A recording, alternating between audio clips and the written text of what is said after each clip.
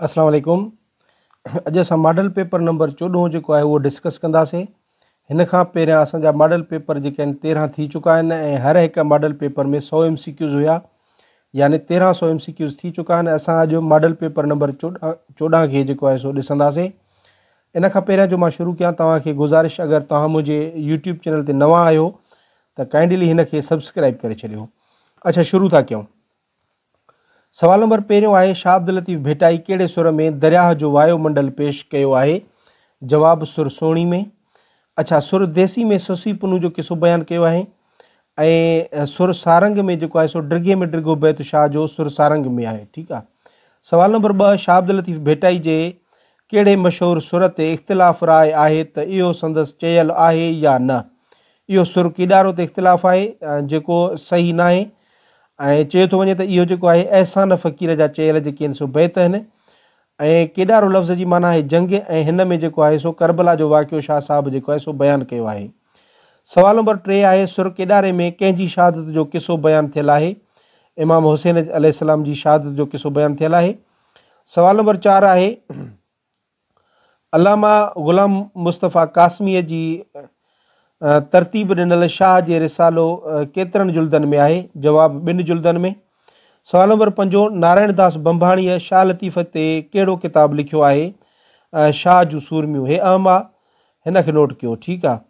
ऐं लतीफ़ी सैर जेको आहे उहो काके भेरूमल जो लिखियलु आहे, 1926 में लिखियईं। ऐं पैगाम लतीफ़ जेको पैगाम ॾिनो आहे साईं जो शाह साहिब जो, उहो साईं GM सैयद पैगाम लतीफ़ किताबु लिखियो आहे। ठीकु आहे। सवाल नंबर 6 आहे, किताबु शाहाणो शाह कंहिंजो लिखियलु आहे? हीअ लालचंद अमर ॾिनोमल जो लिखियलु आहे। अच्छा, हीअ रहिजी वियो लुगात लतीफ़ जेका आहे लुगत आहे शाह लतीफ़ जे रिसाले जी, उहा मिर्ज़ा कलिच बेग लिखी आहे। ऐं कलिच साहिबु ॿियो बि किताबु लिखियो आहे शाह ते, उहो शाह जे रिसाले जी कुंजी, इहो बि जेको आहे सो मिर्ज़ा कलिच बेग जो जेको आहे लिखियलु आहे। ठीकु आहे। अॻिते था हलूं। शाह जे रिसाले जा काफ़ी बैत फ़क़ीर इमदाद अली सराईअ ॻोल्हे हिकु किताबु लिखियो आहे, उनजो नालो ॿुधायो। अमल अण तोरिया किताब जो नालो आहे। ठीकु आहे। अॻिते था हलूं। सवाल नंबर जेको आहे 8, यादगिरियूं नाले किताब कंहिंजी आत्म कहाणी आहे? दीवान नाउमल जी। ठीकु आहे। हे आत्म कहाणी ऐं सवा नाए उमिरनि ते मां हिकिड़ो वीडियो जेको आहे अपलोड करे चुको आहियां, उहो बि ज़रूरु ॾिसिजो। अच्छा, कुझु आत्म कहाणियूं। दीपक ऐं मल्हार आत्म कहाणी आहे अब्दुल जब्बार जुनेजे साहिब जी। चोलो मुंहिंजे चक में आत्म कहाणी आहे हरी दिलगीर जी। ठीकु आहे। सवाल नंबर 9, सिंधी अख़बार इबरत जारी कई मोहम्मद उस्मान डीपलाई। सवाल नंबर 10, टिमाही रिसालो सिपूं कहिड़े शहर मां शाया थिए थो? बम्बई मां। अच्छा, सवाल नंबर 11, सिंधीअ में ड्रामे ते लिखियलु किताबु सुञा सेज पलंग जो मुसनफ़ जो नालो आहे चन्ना शबीर नाज़। अच्छा, ही जेके आहिनि ड्रामे जो सिंधी ड्रामे खे नाटक बि चइबो आहे। सिंधी जो पहिरियों जेको नाटक आहे उहो लैला मजनू आहे, जेको मिर्ज़ा कलिच बेग 1888 में लिखियो। ऐं ख़ुर्शीद ड्रामो बि कलिच साहिब जो लिखियलु आहे। ठीकु आहे। ऐं उनखां पोइ दुंगी मंझि दरिया अली बाबा जो जेको आहे सो ड्रामो लिखियलु आहे, जंहिंखे जर्मनीअ में 3 नंबर एवॉर्ड बि हिनखे मिलियो। उनखां पोइ पहिरीं सिंधी फिल्म जेका हुई उहा एकता आहे, जेका ठाही कंहिं ठाही? रईस करीम बख़्श निज़ामाणी ठाही। ॿी सिंधी फिल्म जेका आहे उहा उमर मारी हुई, जेका हुसैन शाह फाज़लाणी ठाही। उनखां पोइ सवाल नंबर 12 आहे, सभ खां पहिरीं दास्तान अमीर हमज़ो सिंधीअ में कॾहिं छपियो? 1904 में। सवाल नंबर 13, भिट शाह सकाफ़ती मर्कज़ पारां सभ खां पहिरीं कहिड़ो किताबु शाया कयो वियो? हीअ आहे लताइफ़ लतीफ़ी, जेको आहे मीर अब्दुल हुसैन सांगी जो किताबु लिखियलु आहे। ठीकु आहे। अच्छा, ही 2 किताब आहिनि, ॾाढा कन्फ्यूजन आहिनि, लताइफ़ लतीफ़ी ऐं ॿियो लुत्फ़ लतीफ़। हे दीन मोहम्मद वफ़ाई जो। हाणे दीन मोहम्मद वफ़ाई ईअं सम्झो त हीउ मुंहिंजो पसंदि जो जेको आहे न उहो आहे लेखक। केरु? दीन मोहम्मद वफ़ाई इमरान जो जेको आहे इहो जुमिलो यादि कयो। दीन मोहम्मद वफ़ाई इमरान जो पसंदि जो लेखक आहे। हाणे जेकॾहिं मुंहिंजे साम्हूं 2 लिखत अचनि, हिकिड़ी अचे दीन मोहम्मद वफ़ाई जी, ॿी अचे मीर अब्दुल हुसैन सांगी जी, त मूंखे मज़ो कंहिं मां ईंदो, लुत्फ़ु कंहिं मां ईंदो? दीन मोहम्मद वफ़ाई, छो त उहो मुंहिंजो पसंदि जो आहे, त इन लुत्फ़ु मूंखे ईंदो दीन मोहम्मद वफ़ाई मां, यानी कि लुत्फ़ुल लतीफ़ किताबु आहे जेको उहो दीन मोहम्मद वफ़ाई जो लिखियलु आहे।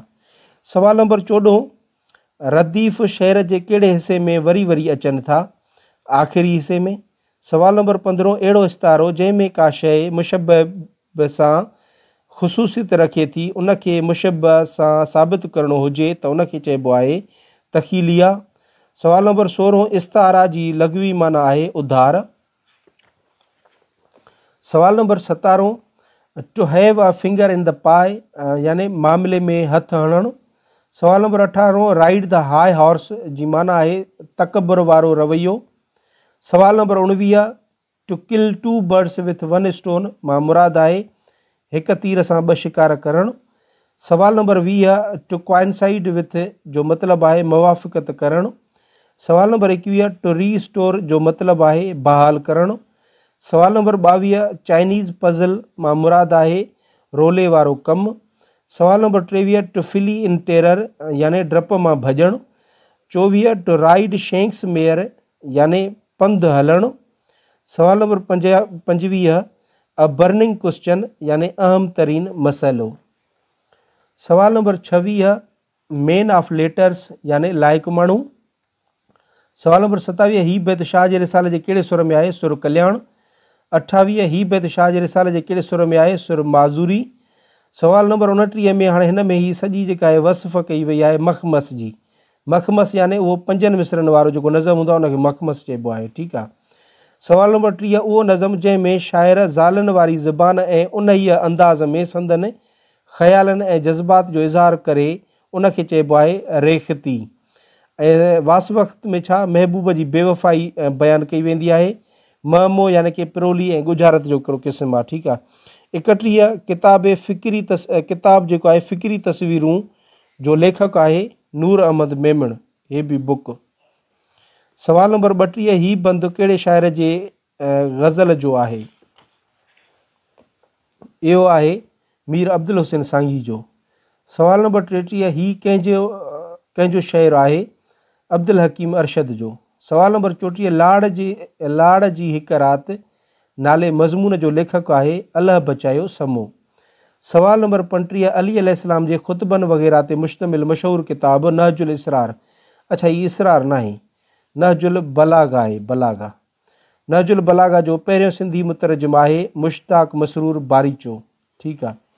उन खां पोइ सवाल नंबर 36, उहा तजनीस जंहिंमें लफ़्ज़नि जी सूरत ख़ती हिकु जहिड़ी हुजे पर एराबूं ऐं माना धार धार हुजे त उनखे चइबो आहे, इनखे चइबो तजनीस नाक़िस। सवाल नंबर 37, अदबी सुराण नाले किताब कंहिंजो मरतब कयल आहे? ॼेठू लालवाणी जो। सवाल नंबर 38, आदम सीलानीअ जो ही बैत कंहिंजो मिसाल आहे? तजनीस कुल जो। सवाल नंबर 35, सवाल नंबर जेको आहे 39 आहे, सिंधी में उर्दू जो पहिरियों शाइर हो, केरु हुयो? हिन जवाबु आहे मुला अब्दुल हकीम अता ठठवी। सवाल नंबर 40, पीर हसन कबीर उल अमन सिंधीअ जो क़ादिरुल कलाम शाइर हो, संदसि मज़ार किथे आहे? उच्च शरीफ़ में। सवाल नंबर 41, हज़रत सचल सरमस्त खे केतिरनि ॿोलियुनि ते अबूर हो? जवाबु 7 ॿोलियुनि ते। इन जे करे हिन खे हफ़्ते ज़बान शाइर बि चयो वेंदो आहे। अच्छा, जेका साईं फ़ारसीअ में शाइरी कई सचल सरमस्त, उन में जेको तख़ल्लुस इस्तेमालु कयो उहो आशिकार हुयो, ठीकु आहे। सवाल नंबर 42, मशहूरु शाइर शमसुद्दीन बुलबुल उर्दूअ जे कहिड़े शाइर जे ज़रीफ़ाना अंदाज़ वांगुरु सिंधी समाज जी तस्वीर छिकी आहे? अकबर अल्लाह आबादीअ वांगुरु, ठीकु आहे। सवाल नंबर 43, मशहूरु शाइर तनवीर अब्बासी जो असुलु नालो आहे नूर नबी। अच्छा, तनवीर अब्बासी जा कुझु ही किताब, जे मारिया न मौत, ही जेको वेटनामी नाविल आहे जे मारिया न मौत, ठीकु आहे, तर्जुमो कयो आहे। ऐं ॿियो किताबु रगूं थियो रुबाब। उन खां पोइ जेको हिकिड़ो सफ़रनामो आहे ॾोरे ॾोरे ॾींहं, हीउ यूरोप जो सफ़रनामो तनवीर अब्बासी जो लिखियलु आहे। साजन सूंहं सर्त, इहो बि तनवीर अब्बासी जो किताबु आहे। सवाल नंबर 44, मुफ़क्कर महराण कहिड़े शाइर खे चयो वञे थो? शाह अब्दुल लतीफ़ भिटाई खे। सवाल नंबर 45, कहिड़े सिंधी शाइर लाइ चयो वञे थो त उन जी इहा हैसियत आहे जेका उर्दूअ में शकील बदायूनीअ जी आहे? इहो अली मोहम्मद मजरूह जी। सवाल नंबर 46 सैयद साबित अली शाह कंहिंजा क़सीदा लिखिया? मियाँ सरफराज़ कलोड़े जा। सवाल नंबर 47 सोज़ हालईअ जो असुल नालो आहे? अल्लाह ॾिनो या असुल नालो, ठीकु आहे। उन खां पोइ जेको आहे सवाल नंबर 48 आहे, हीउ कंहिंजो मिसाल आहे? तजनीस ख़त जो। 49 मुग़लनि जे ॾींहं में ठटे में अटकल केतिरा इल्मी इदारा हुआ? 4000। 50 ते आहे किताब नज़ारो नीह जो कंहिंजो लिखियलु आहे?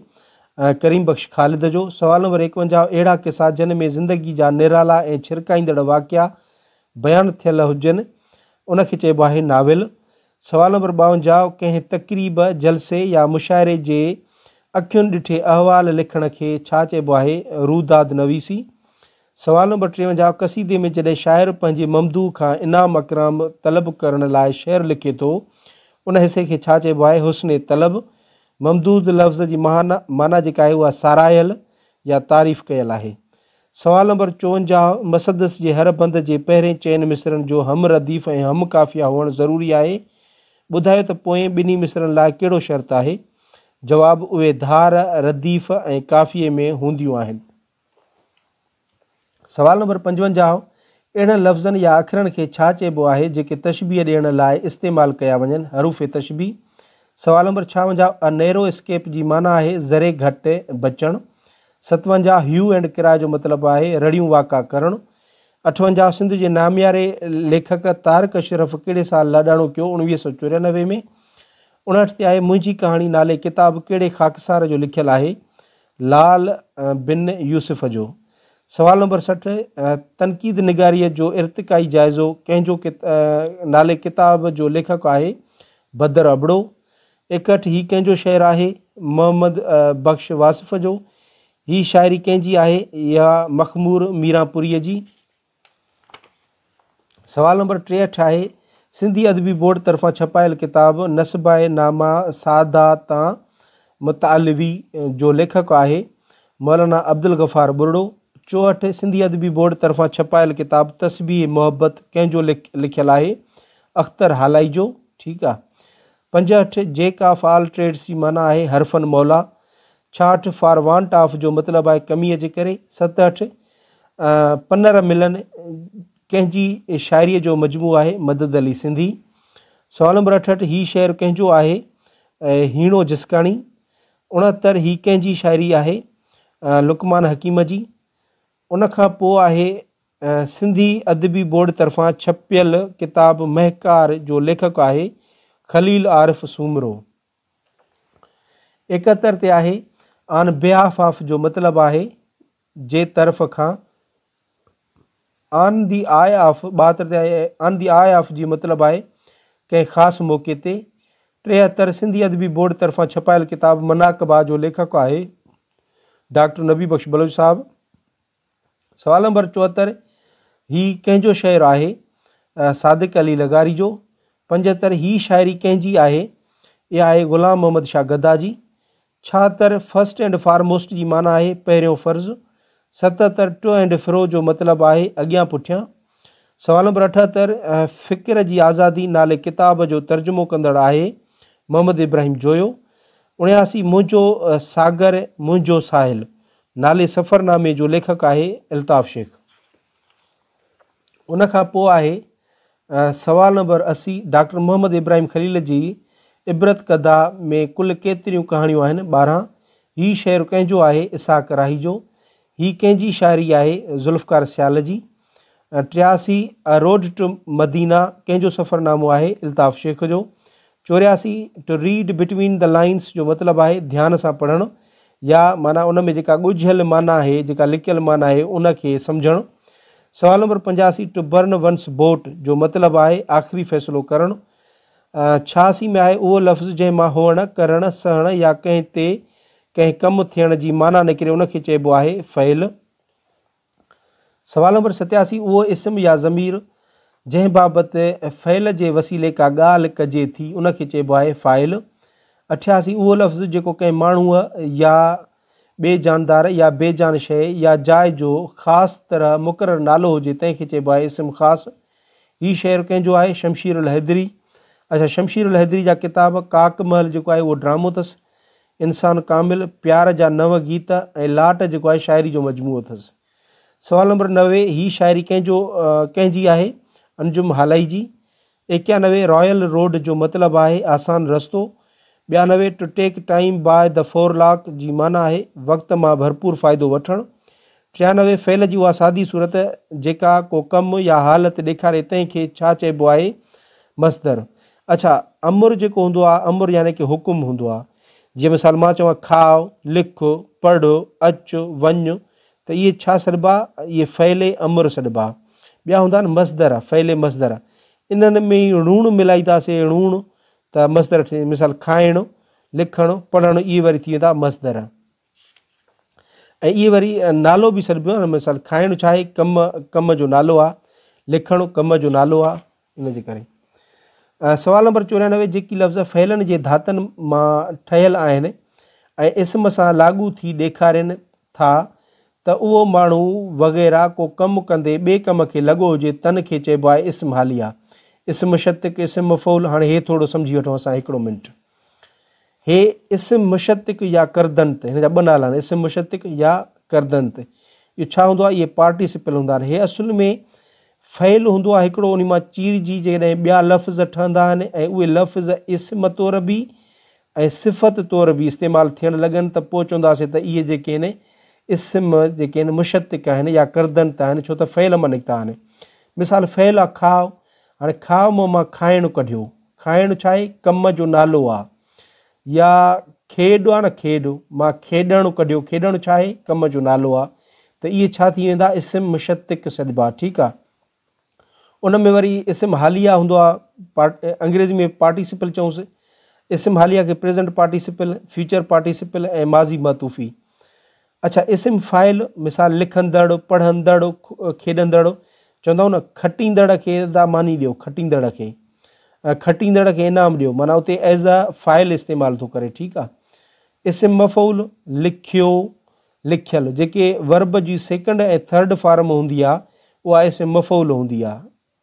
खटियल या खटियो, इहो इस्म मफ़ऊल थी वेंदो। ठीकु आहे। इस्म हालिया छा आहे? उहो वरी उहो आहे त जंहिंमें फ़ाइल हिकु कमु कंदे ॿियो कमु करे, हिकु कमु कंदे ॿियो कमु करे। ठीकु आहे। जीअं मिसाल हुन चांहि पीअंदे अख़बार पढ़ी। हाणे कहिड़ो कमु कंदे? पीअंदे। हाणे हिते पीअंदे जेको थी वेंदो इस्म हालिया थी वेंदो। अचूं था इस्म इस्तक़बाल छा? Future participle. इन में वरी इहो हूंदो आहे त मजबूरी वारा जेके आहिनि न फ़ैल हूंदा आहिनि। मिसाल हिनखे सखर वञिणो आहे, ऑब्लिगेशन का अची वई, ज़िम्मेवारी, मूंखे लिखिणो आहे, मूंखे पढ़णो आहे, वञिणो आहे, लिखिणो आहे, इहे इस्म इस्तक़बाल सॾिबा आहिनि। ठीकु आहे। उन खां पोइ माज़ी मातूफ़ी। माज़ी मातूफ़ी में वरी छा हूंदो आहे त फ़ाइल हिकु कमु करे पोइ ॿिए खे लॻंदो आहे। हिन में इस्म हालिया में हिकु कमु कंदे ॿियो कमु कंदो आहे।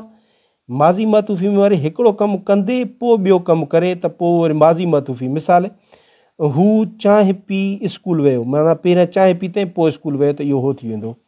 हाणे हिते पुछे पियो त हिकिड़ो कमु कंदे हिकु कमु कंदे ॿिए कम खे लॻो, त इहो इस्म हालिया जो मिसाल आहे। सवाल नंबर 95, उहो प्रयोग जंहिंमें फ़ैल सदाईं पंहिंजे उसलूक या सची पची मफ़ऊल मुताबिक़ मटिजे थो उनखे किरमिणी प्रयोग चइबो आहे। प्रयोग बि मां हिकिड़े वीडियो में बयानु करे चुको आहियां। सवाल नंबर 96, काज़ी अब्दुल गफ़ूर हालाई दास्तान अमीर हमज़ा अरबीअ तां तर्जुमो कयो, इहो कहिड़े सन में छपियो? 1904 में। सवाल नंबर 97, शेक्सपियर जी खदाइक नाटक किंग लियर जो तर्जुमो मिर्ज़ा कलीच बेग कहिड़े नाले सां कयो? शाह इलिया। अच्छा, कलीच बेग शेक्सपियर जो रोमियो एंड जूलियट जो बि तर्जुमो कयो, मर्चेंट ऑफ वीन्स जो बि कयो। इन्हनि जा सिंधी में नाला कहिड़ा रखिया उहे तव्हां मूंखे कमेंट्स में ॿुधाइजो, मां पहिरियां ॿुधाए चुको आहियां। सवाल नंबर 98, राम पंजवाणीअ लोक कहाणी ते ॿधल नाटक पखी ऐं पदमणी कहिड़े सन में लिखियो? 1943 में। अच्छा, 1943 में अंग्रेज़नि सिंध ते बि उहो, अच्छा 1843, उहो 1843 ते अंग्रेज़नि सिंध ते जेको आहे सो कब्ज़ो कयो। ठीकु। ऐं 49 ते वरी पंजाब ते कब्ज़ो कयो, 1849 ते। मशहूरु लेखक अमर जलील जो नालो आहे अब्दुल जलील। सवाल नंबर 100, नामियारे लेखका महताब महबूब जूं कहाणियूं शुरू में कहिड़े नाले सां छपियूं? महताब मुनवर। हे बि अहम आहे। त हीअ असांजा अॼु जा पूरा थी विया 100 जेके आहिनि सो सिंधी MCQs।